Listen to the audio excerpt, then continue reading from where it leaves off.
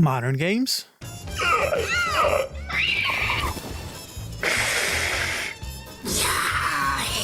Come on, guys, give me a break. Older games. In a world without gold, we might have been heroes.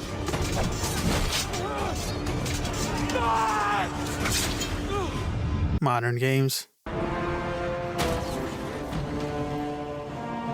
Older games.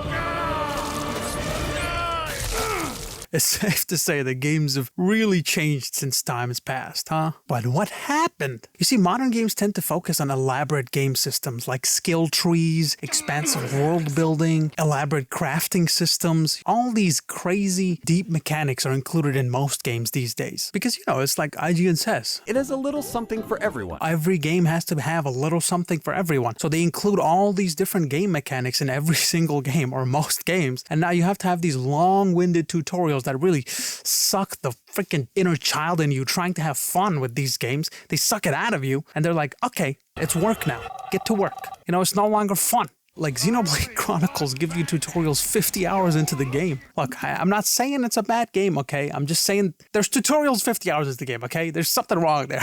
You compare that with older games.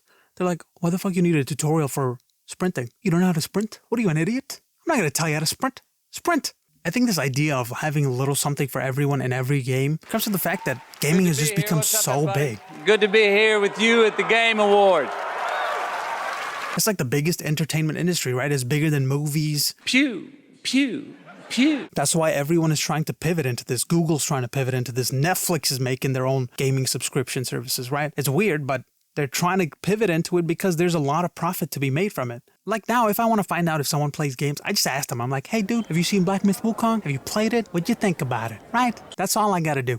Back in the day, oh my God, if I did that, straight excommunicado from social lives, okay? I got to get it out of them. I'm like an undercover cop trying to get them to incriminate themselves on the wire I'm holding, right?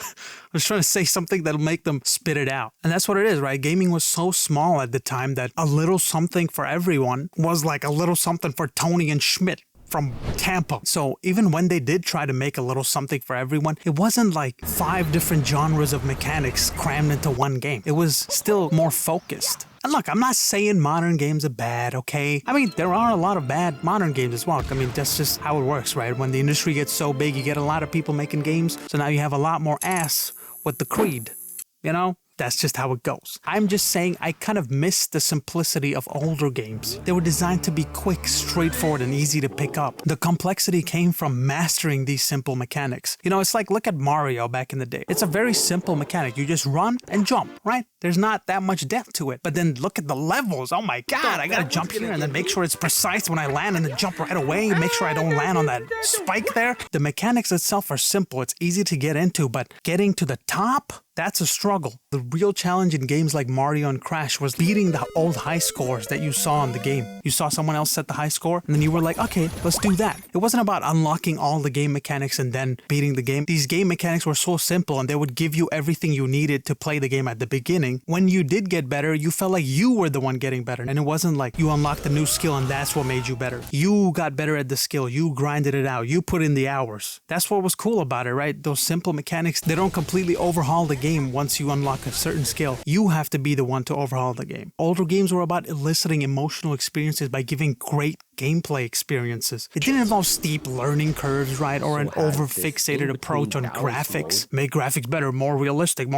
and now we end up with this shit, right? What the hell is this? Back then it was also because they weren't able to produce realistic graphics. That's just not where the technology was. I feel like that restriction in technology gave them more creativity. They had to work with what they had, and what they had was limited, so they had to make it good in some other ways. They couldn't just default to better technology, better graphics. Okay. They had to make it look better in a different way, and it gave that imprint to those games, and you could identify them from a mile away. And that inability to provide insane graphical capabilities, it kind of blocked all that noise away. They could just focus on making the game fun. And I think that's another issue, right? I feel like devs are focusing more on making good gameplay mechanics rather than fun gameplay mechanics. What do I mean by that? I'm not saying good gameplay mechanics shouldn't be applauded. The problem is sometimes they focus too much on that and they forget that these games are designed to be fun. Having game-breaking elements doesn't equate to having a good gameplay mechanic, but it equates to fun. Like, remember unlocking the Fierce Deity mask from Majora's Mask at the end of the game? Dude, you could like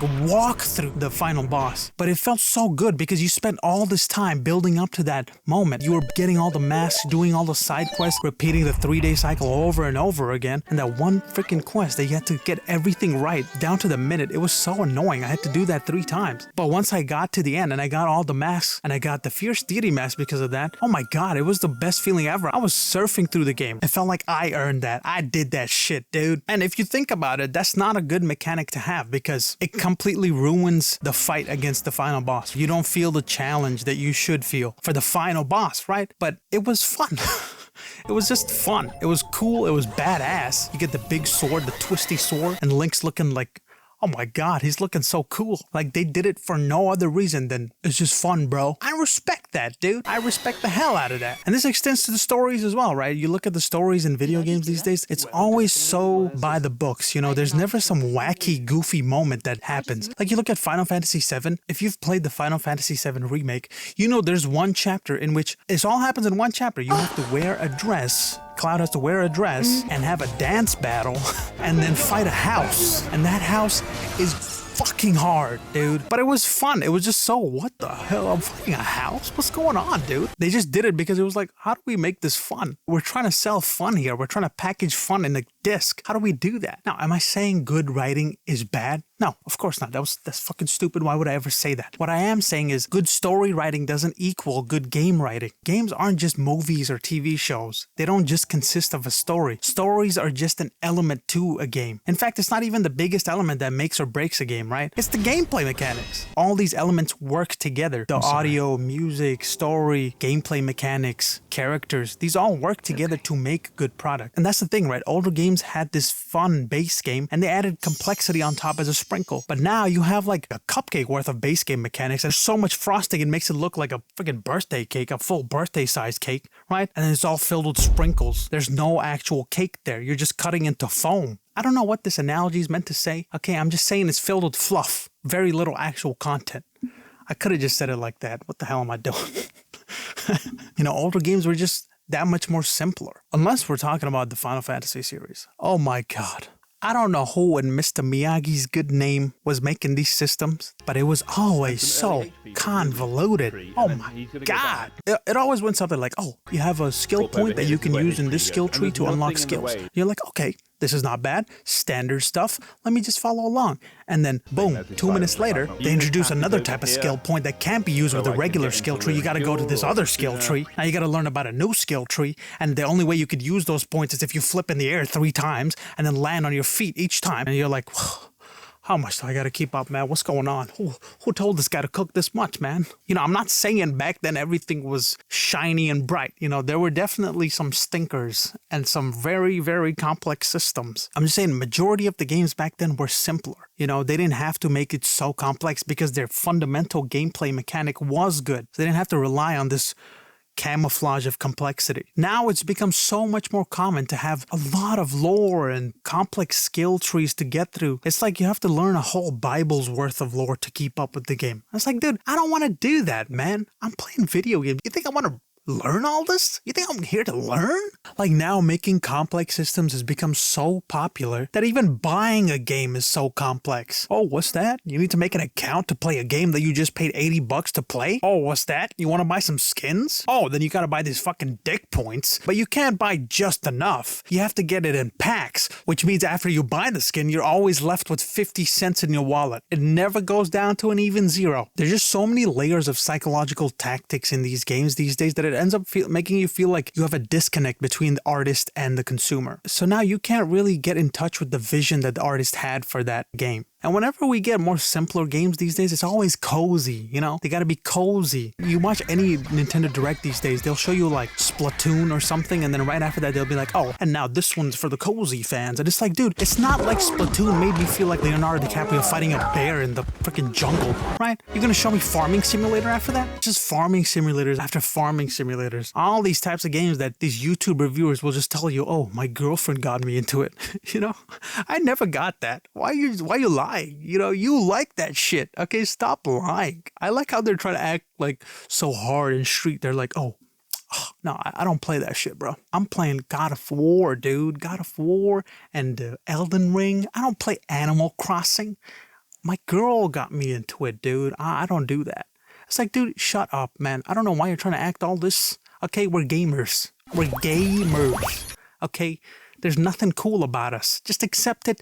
Pick up the controller, shove those Cheetos in your mouth, and play the game. Why are you acting like you're not this, okay? This is all you.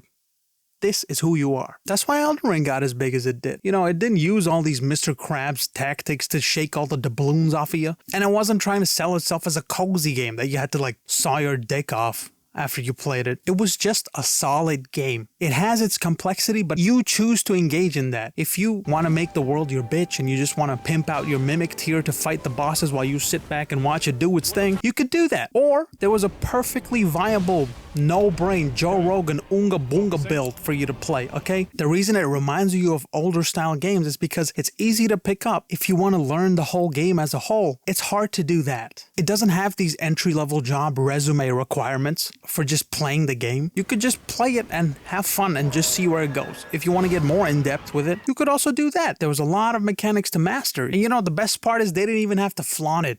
They knew their product was good. They were just like, hey, if you want to check it out, good for you.